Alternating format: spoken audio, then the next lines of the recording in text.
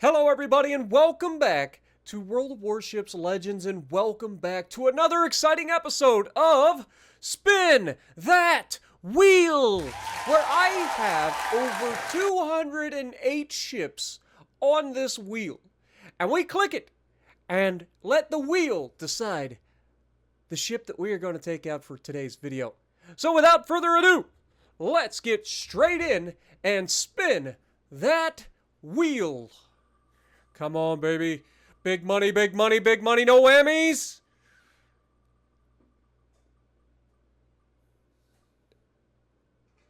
It's the Le Terrible, or Le Terrible. All right. This is going to be painful. Well, without further ado, let's get straight into the gameplay, folks. You know the deal. It is a one and done.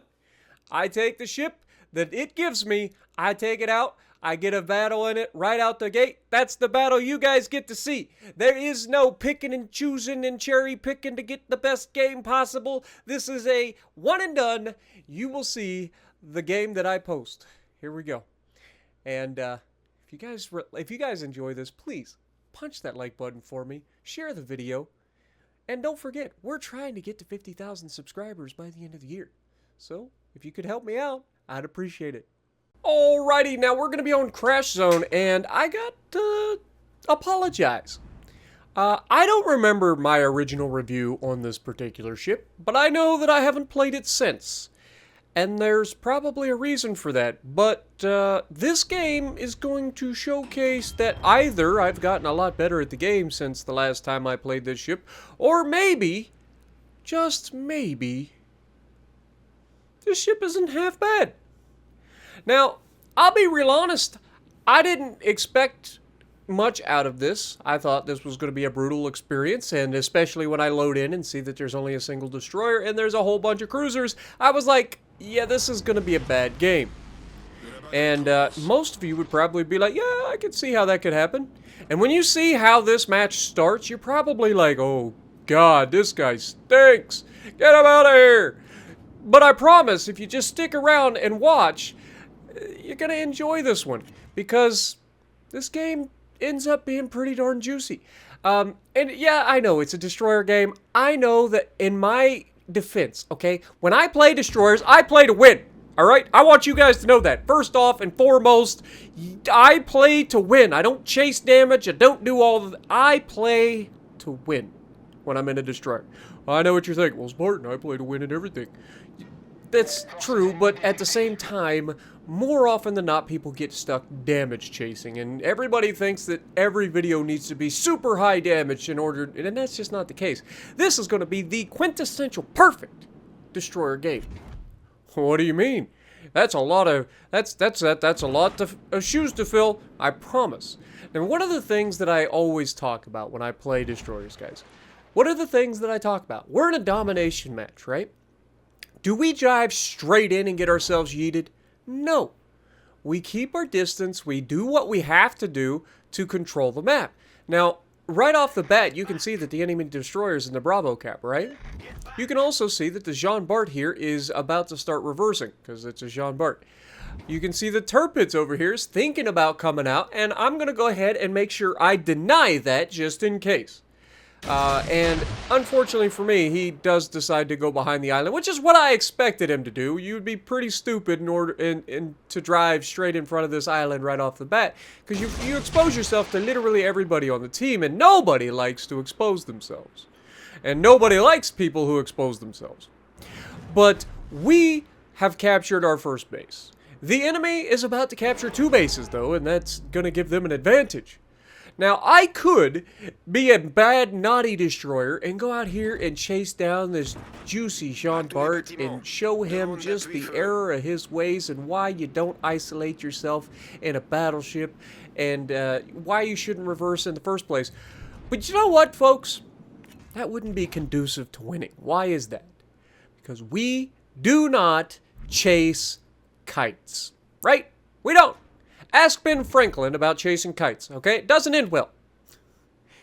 But Spartan, he discovered electricity. Stop it! That's the one time that chasing a kite actually worked. But no, we're going to push over towards the middle. And we're going to go try to capture another base. Because if you look on the map, the destroyer has decided to f*** off. And because he f***ed off, that leaves the B cap wide open to be capped. And you know what's really, really difficult about the B cap? Capturing the B cap at any point during a match. Capturing the B cap is probably going to be the toughest job in the game. Why is that? Because it's a centralized location and everybody can see it and everybody can shoot it. Which is why destroyers have to do it.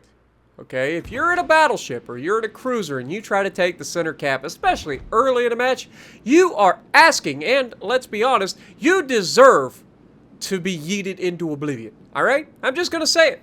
I don't care what map it is. I don't care where you're at. All I'm saying is, if you throw your ship right into the B cap at the beginning of a match, you deserve what you get. Destroyers are the one example of a exception, okay? Now, again, our torpedoes reload very quickly, and I love having the wing-mounted launchers on the front, okay? We have 9 torpedoes. We have 3 and 3 in a wing-mounted configuration, and then we have 1 that's in a central-mounted configuration. So you have 9 torpedoes, and they reload pretty quickly, almost as fast as the Akatsuki.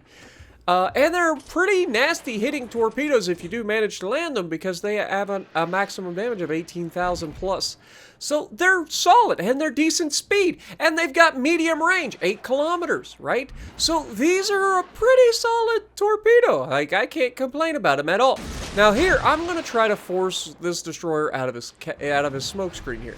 I know I'm in range because I can use the mini-map to judge the range, and I just put the torps out there in order to try to get this destroyer out of the cap, or out of the smoke anyway.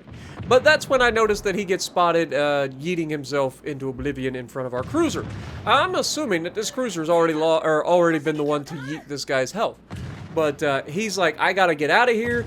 And so at this point we have to make a decision. We're in a decent location here. If we can manage to get this destroyer spotted, there he is. Now we can try to finish him off, and we have to open fire. And these guns are pretty good as well. They reload in 5.5 seconds, and you get 5 of them. And they're 139 millimeters, meaning they pack a punch when you do hit something. So what I'm trying to say is, I like this ship. Why? This is the best part of this series. I'll be real honest. I'll be real honest. So far, I have thoroughly enjoyed both ships that I've played because of this wheel. Now, the live stream's a bit different because we ended up with some different games, and I tend to play a little bit differently when I'm live because I know you guys want to see like a lot of crazy stuff happen.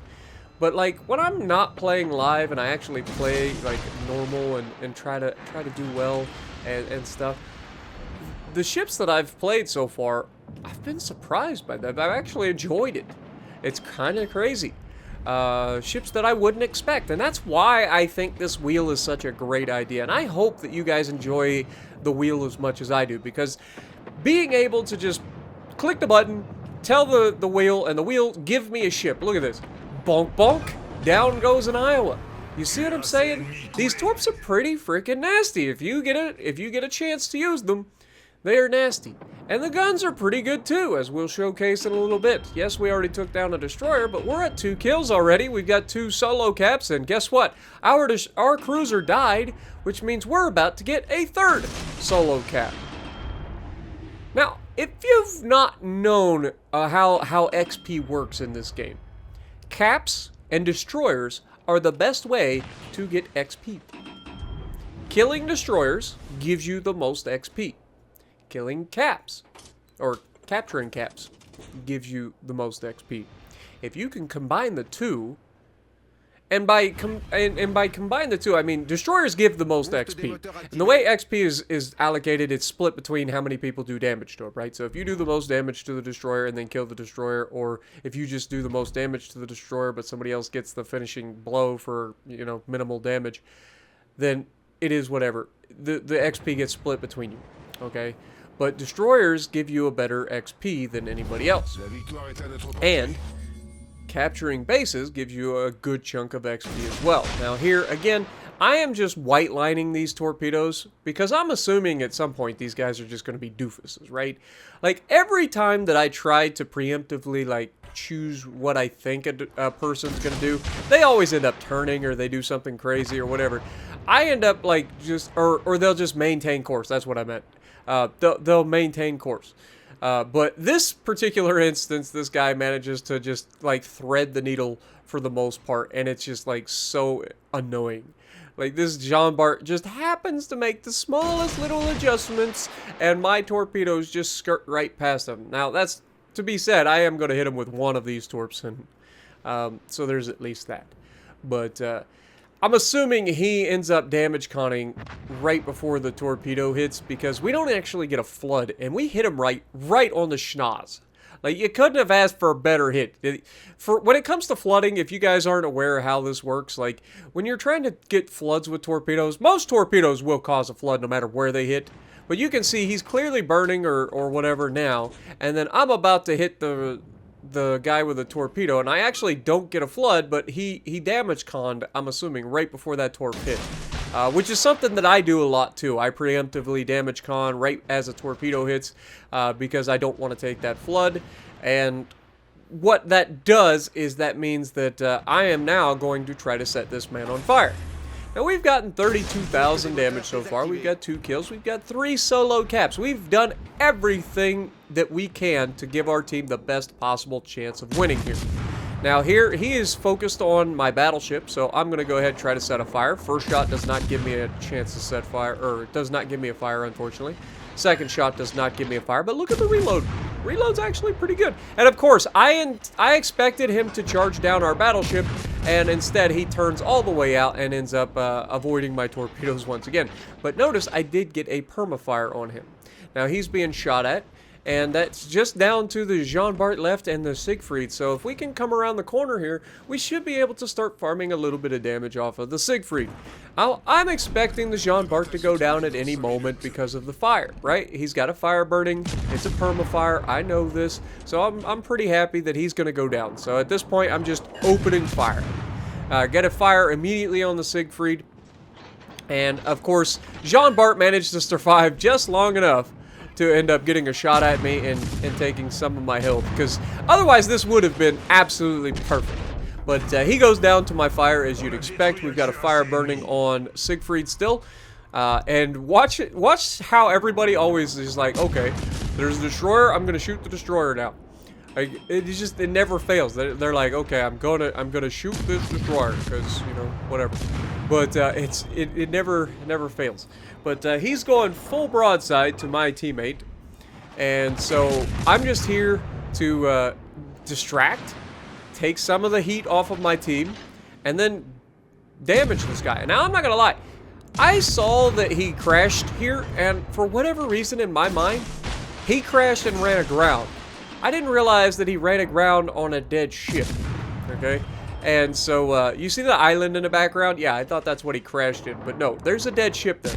Why is that important? Well, because I torped behind him thinking he's gonna have to back up.